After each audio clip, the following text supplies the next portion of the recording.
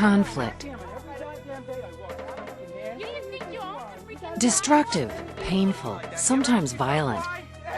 It can damage people and relationships beyond repair. But conflict is a normal part of life, and it can be a creative force for change. There is another way to deal with conflict other than avoidance, violence, or court intervention. Mediation helps people in conflict communicate thoughtfully and respectfully. Community mediation can address almost any conflict. It is a voluntary, confidential way to find a win-win solution to a problem before it escalates to court intervention or violence. It's about the guy damaged my door for $200 worth of door. Now I got to go to court. He's got to go to court. I got to lose work and I'll get an attorney and all that. He's got to get an attorney and all that. But a friend of mine told me about this mediation where we probably can resolve this thing without having to go to court and to me to get repayments. Mediation is a simple process where people who are in disputes, could be an individual or it could be groups, come together with a neutral third party. That neutral third party helps them to arrive at a conclusion that they develop themselves. Mediation is accessible and affordable.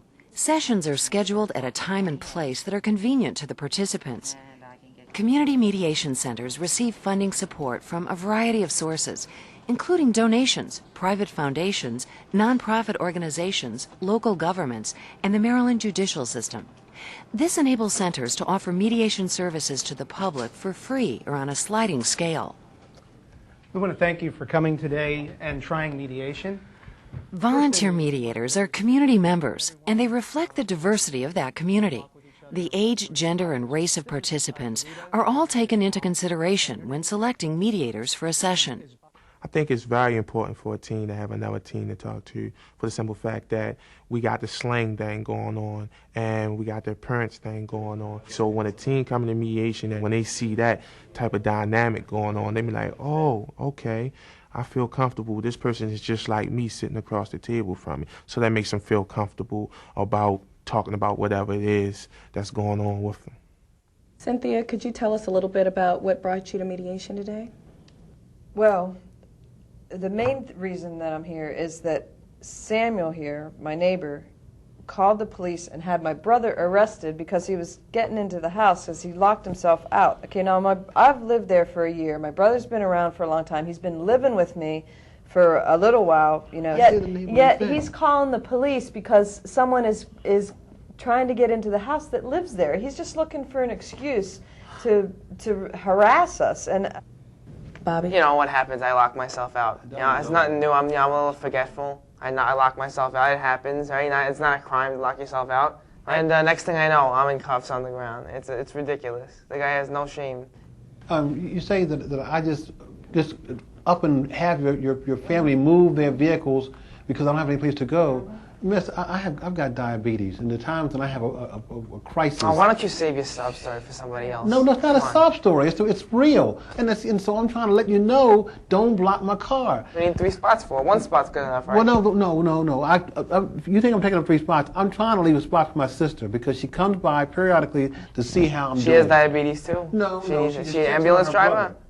You see, you got no respect. You got no respect. I'm trying to. First off, it's my turn to speak. I didn't really interrupt you, and now I'm trying to give my side. You lady asked me why I came. Just let him go. Go ahead.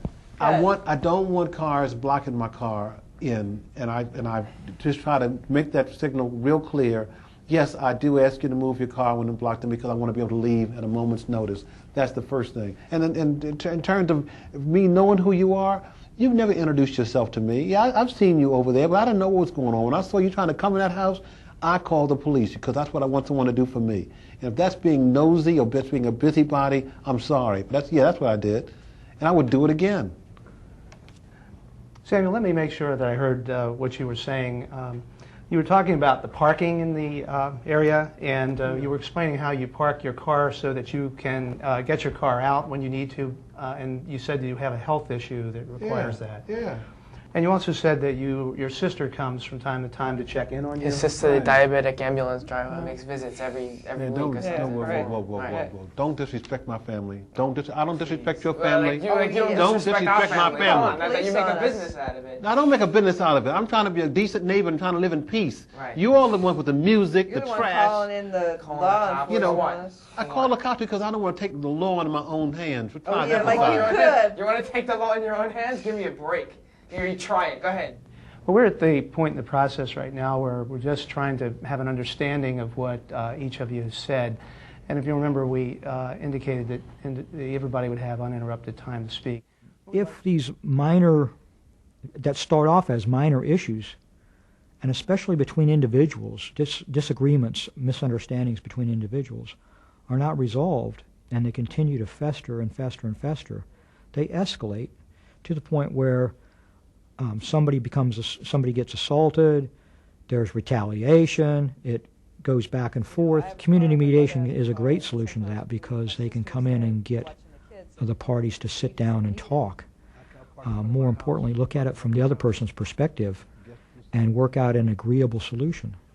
Could you tell me a little bit more about your kids? You'd mentioned them a couple times.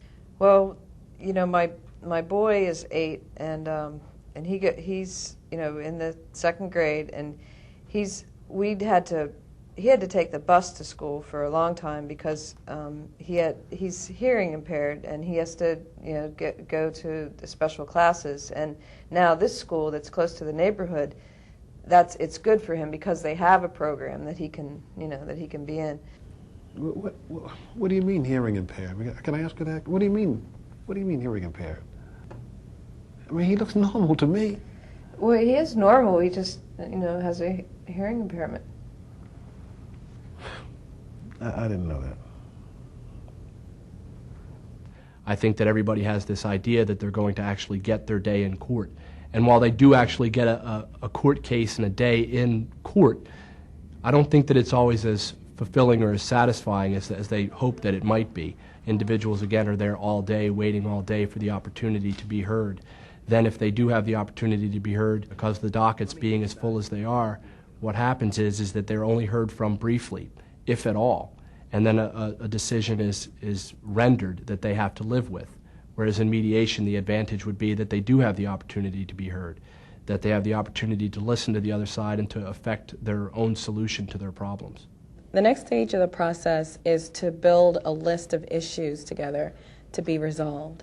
The mediators were helpful in getting us to define just what the issues were and what we were really talking about. And they enabled us to state as individuals our personal views. Parking is an issue. Well, and just the way that he takes things into his own hands instead of like talking to us, that's going to be a problem. It goes into the ruler of everyone, calling the police and instead of just asking. Yeah. So it sounds like communication's an issue that needs to be resolved. Yeah, we need to take a look at this list and see if we were to resolve each of these issues listed here, would the conflict be resolved? I wouldn't. As long as I don't get arrested anymore, really, the rest is up to her. So, Yeah, I think if we got this resolved, it'd be all right. Mediators are neutral. Mediators do not decide who is right or wrong or offer legal advice. It sounded like when we were talking that a lot of the issues were around communications. So can we discuss communications and the solutions around that issue? I mean, maybe maybe your children could say good evening or good morning. I say it, and maybe they could respond. Maybe. It sounds like what you are saying is that Samuel will greet. I will greet in a civil manner the children and anyone else who comes in. Okay. And I guess I could talk to my kids and let them know that it's okay to speak and say hello, goodbye, Part of a successful mediation is that the participants are the ones who come up with their solution. It's not an imposed solution. A mediator would never come and say, this is the answer to your problem. And it's often through the process of communicating where one party is able to express themselves and be heard, and the other party is able to express themselves and be heard, that they themselves come up with their own solutions. Looking at this list, which of these solutions do you think you both can agree on? I'll talk to my kids about, they can say hello to him, they can speak to him when they see him. I can discuss the issues with Cynthia and Bobby. I mean, I don't. Okay, what would that look like? Meaning, I can knock on their door, and if I got a problem, I can just tell them I got a problem and give them a chance to react. Yeah, I mean, that's important because a lot of these issues could have been resolved if he could have just spoken to us first. We've looked at communication and parking and the other issues. If you implemented the solutions you came up with, would the conflict be resolved? Mediation works. It does work, and I see it work all the time, and it's an incredible thing when you see people come in hating each other and walk out with a totally transformed relationship and a totally new solution to their conflict. Glad we solved this. Well, now that we have a signed agreement, I want to thank you all for coming and using mediation today, and I want to wish you all the best of luck. Well, thank you. Al, you did a great job. Teresa, thank you. Oh, certainly. Thank you all. Good luck. Bobby, sorry about that police thing. It's in the past. Mediation not only resolves disputes, it gives people new skills. I've learned some mediation skills that have carried over, like I say, to think things out, make a list of what is causing this problem, what can I do to communicate with the neighbors, how to respond, not to make it escalate, and just to really and try to put my feet in their shoes and figure things out. Mediation has the potential for transforming our communities into more peaceful, collaborative, and harmonious places. The community mediation centers and programs throughout Maryland offer our citizens a real choice. How do we want to live with our neighbors, our family, our coworkers, our businesses, our friends? I think people need to think twice when they have a problem. Everybody is so anxious to have anger and be argumentative and all those kind of things. If you just sit down and talk things out, you can get much further than just yelling, screaming, and carrying on. I would hope that people would think, well, I'm having a conflict, and you know what, I'm going to do something about it, and have the courage to call a community mediation center and come in and work through it. Conflict can be an opportunity to learn and grow. Next time you have a conflict, take that opportunity. Mediate. To find out about the Community Mediation Center in your area, call Community Mediation Maryland at 1-888-826-2262 or visit our website at marylandmediation.org.